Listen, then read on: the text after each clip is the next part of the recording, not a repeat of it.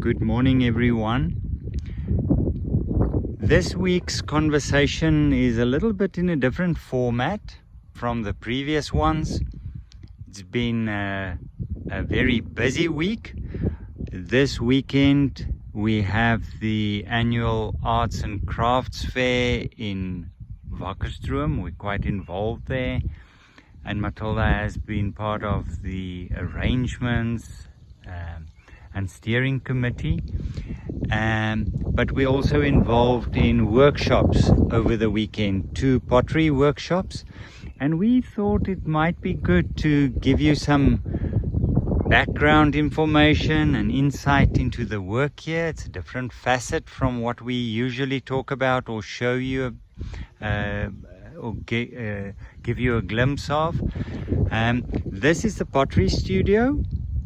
Old wool bale shed many years ago.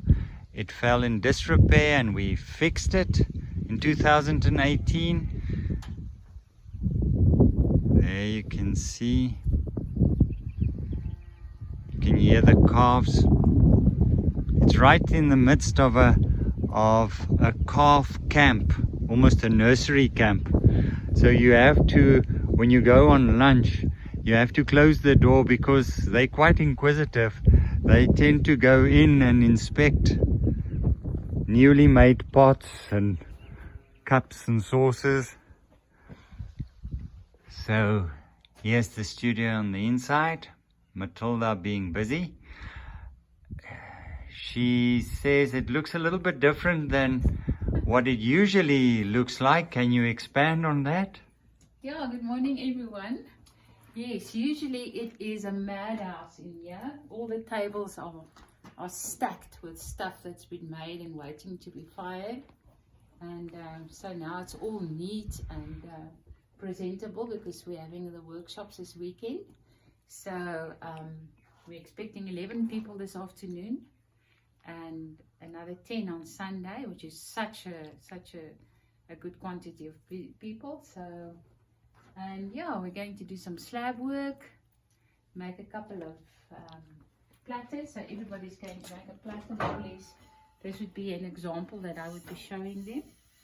So slab work is quite hard work because you physically roll the clay by hand, and people often appreciate the effort much more afterwards and understand why prices are what they are when you sell handmade stuff.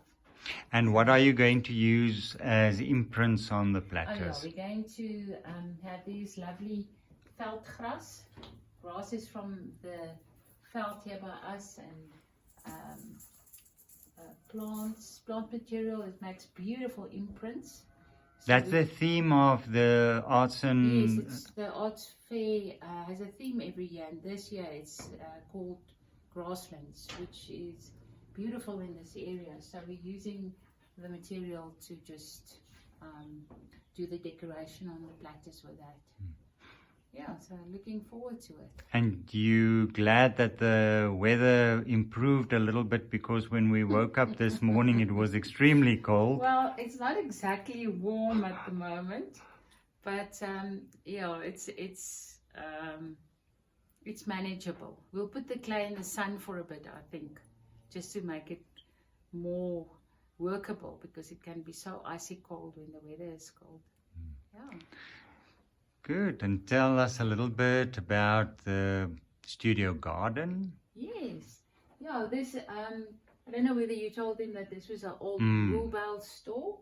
And so it was really a ruin, and George renovated, so actually restored it so beautifully. And he actually made an opening through this very thick wall, which is about 1/2 meter thick, so that we could have an opening towards this little kraal where they used to keep sheep or cattle, and with this beautiful stone wall. And this is now the studio garden, which is such a pride and joy for me because it's always green here. And you keep the kilns here as well. Yes. You see the jasmine is already starting to bud.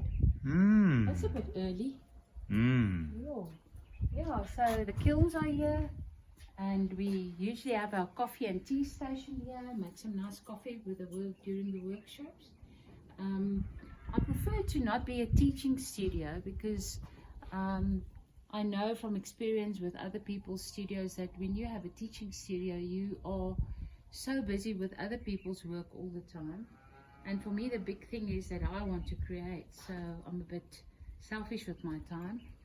And the workshops work well because I can sort of plan around them and have a few, maybe 2 a month or so, and then for the rest I can work on my own stuff and my own orders and things. But the workshops are also very stimulating because one is exposed to other people's creativity. Yes, it's wonderful. And also to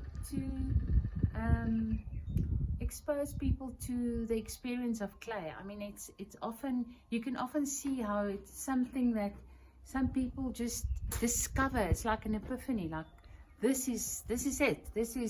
I need more of this. So that's also wonderful. Yeah. And how does your work here in the studio, all the aspects of it, how does that tie into your spirituality? Well, I think with creativity being one of the pillars of our contemplative life, and it always has been for me a driving force to create.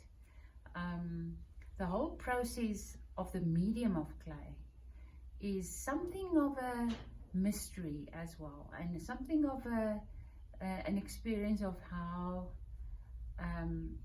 God moves, and we're not always sure of the outcome, especially with firings. You're never quite sure. You know what you're planning, but you can always get such a surprise, a good one or not so good. But clay for me, and working with clay is such a wonderful metaphor of how God works in our lives. So it's constant change, it's constant movement, constant changing from one medium to something completely different. You take a lump of clay and it becomes ceramic, which is a different material.